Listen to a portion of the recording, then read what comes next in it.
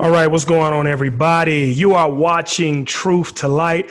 I'm your host, Professor G, and on today's topic, we're talking about COVID-19. Now, it's something that seems to impact us all from one scale to another. Now, this virus hit our world like a freight train, and we could not see it nor hear it coming. Now, it seemed to happen so quickly that one day we just woke up and the world was different.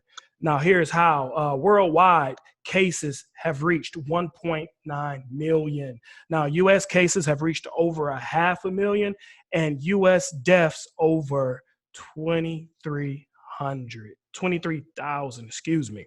Now that's a lot. Now, I have a couple of people who have an extraordinary story. They are survivors of COVID-19, and they have a wonderful message for you today.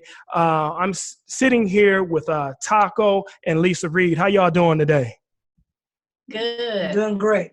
Good. Well, I'm so glad that y'all decided to join me. You know, it's really a blessing and an honor for y'all to come on and share your story, your testimony. And as we know, without a test, there can be no testimony. And also, we're going to, some people have questions. Some people have a lot of misinformation that is out there on the internet that we may get a chance to clear up today. First, what I want you to do is just kind of tell us about your story. Describe some of the experiences that you had with this and the symptoms that you both felt. Well, a few weeks back, maybe 3 or 4 weeks ago, I had a tingling sensation in my head, and Lisa was, I don't know, something she was feeling, but she was telling me something didn't feel right about her. And so we started to pray and believe God, that everything was going to be okay. But even with that prayer, I knew that something was off with my body as well.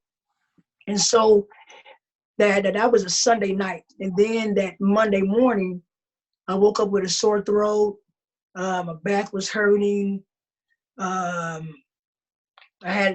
body was aching. I had a fever, headache, a lot of symptoms that I typically don't have. I don't pretty much get sick. Neither does Lisa, and she was having the same symptoms as well, but we didn't think COVID-19. We were just like something wasn't right, so she got up and went to work, and I was loafing around the house and cooking, and but I still didn't feel right. And so once I watched the news, I saw a reporter on ABC, and she started to describe all the symptoms that she had, and I had every last symptom, like the body aches, back pain, the headaches, the fever, the cough, the nausea, vomiting, loss of smell, loss of taste. We had all those symptoms, so I called my doctor and tried to get a test for me and Lisa because I knew she wasn't feeling as well as she should have. Mm-hmm. And we got tested a couple of days later, then we got our results back the following week, and it basically confirmed that we had the virus. Wow. So let me ask you this. Now, what are once you got that confirmation, what were some of the more prolonged symptoms that you felt? Like, for example, did it affect your breathing in any kind of way that we always hear about in the news? Yeah, the breathing wasn't as bad with me. We weren't doing anything excruciating, so we had to breathe a lot per se. It was just mainly we were in the bed. My body was aching so bad I really couldn't move that much, so I wasn't doing too much for breathing. My biggest was the headaches and backaches and the pain. That was my symptoms that were really bad. With Taco, his was a little bit worse than me, and I think I went into mommy mode and wife mode. I kind of put my feelings and my pain to the side to try to take care of him as much as I could.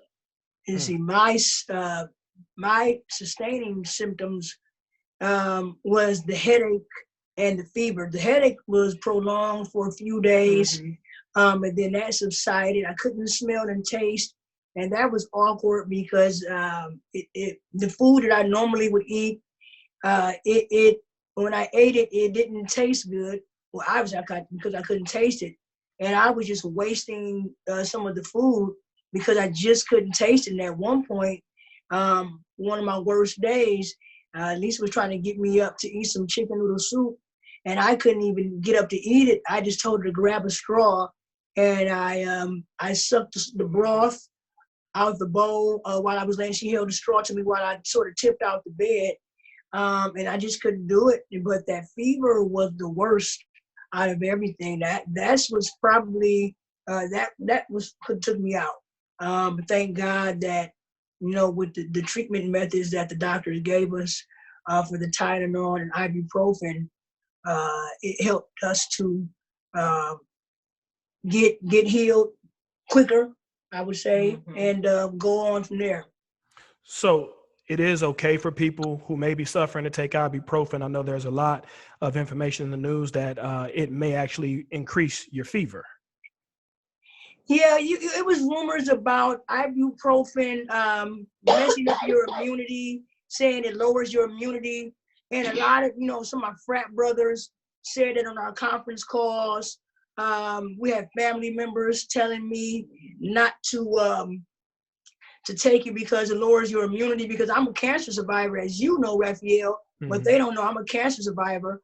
And, I was kind of worried because I thought my immune system might still be not as strong as everybody else's, but I don't worry about it. I just try to move with caution, and so I just kept doing what I was doing, but I didn't think the ibuprofen would have a problem because I've taken it before with no problems. So we took it, and I wasn't taking the ibuprofen appropriately like I was being told, and that's what helped to prolong the fever.